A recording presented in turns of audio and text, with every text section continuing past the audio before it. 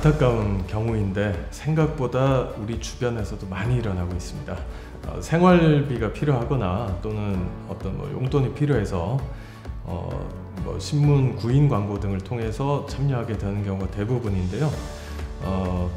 사건화가 되면은 기본적으로 보이스피싱 사기 혐의로 조사를 받게 되는데, 일반적으로는 현행범 체포, 긴급 체포 등을 통해서 경찰서 유치장에 구인된 후에 구속영장이 발부되는 경우가 가장 많습니다. 그리고 일반적인 사기 사건과는 달리 보이스피싱 소위 말하는 현금 수거책 내지 현금 전달책 사기 혐의가 붙게 되면 실제 선고되는 형량이 꽤 무겁게 이루어지고 있습니다. 검찰의 그 보이스피싱 현금 수거책에 대한 기본 구형 가이드라인을 보면 일반적인 사건 경우에 징역 5년이 기본이고요. 거기서 높아질 수도 있고 낮아질 수는 있습니다만 거의 실형이 나오는 사건 유형입니다.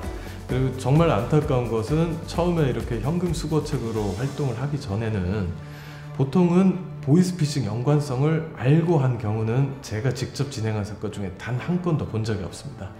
그런데 왜 처벌받느냐? 이게 보이스피싱이 사회 문제가 된 지 벌써 오래됐고, 그리고 방법도 계속 진화하고 있지 않습니까?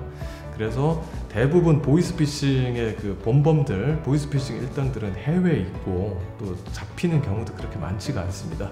그래서 어느 정도 연관성이 있는 이런 현금 수거책들 처벌 강화를 하지 않으면 억제가 되지 않기 때문에 단순히 법적인 판단을 넘어서서 정책적인 고려까지 반영이 되어 있어서 처벌 수위가 굉장히 무겁습니다.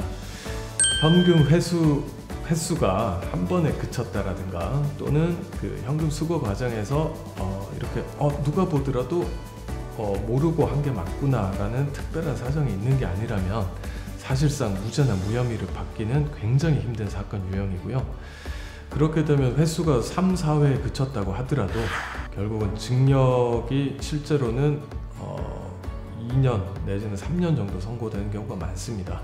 그리고 현금 수거책 사건에서 양형에서 가장 중요한 요소는 크게 두 가지인데요.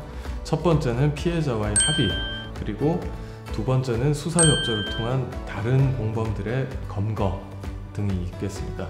그래서 어떤 경우에는 횟수가 많고 그 피해액이 많은 경우라고 하더라도 적극적인 수사협조와 피해자와의 합의 등이 이루어지고 기타 또 선처자료 등이 입체적으로 들어간 경우에는 집행유예를 선고받는 경우도 있고요.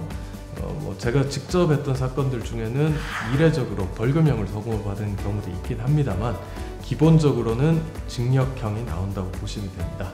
따라서 보통 이 사건은 사건 당사자가 체포되면서 시작되기 때문에 일반적으로는 가족분들이나 친구분들이 이렇게 변호사하고 상담을 하고 그렇게 사건이 시작이 되는데요.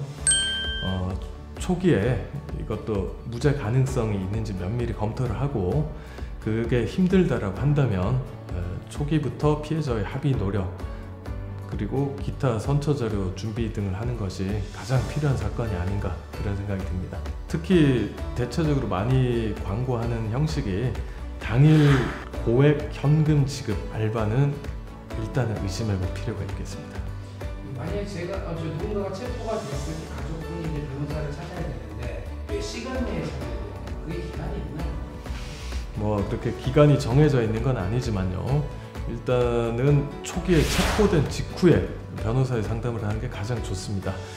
통상적으로는 체포되고 나면 체포 시간이 48시간으로 제한되어 있는데 수사기관이 증거인멸이나 도주 우려 등을 생각해서 보통 구속영장을 청구하는 경우가 일반적이기 때문에요.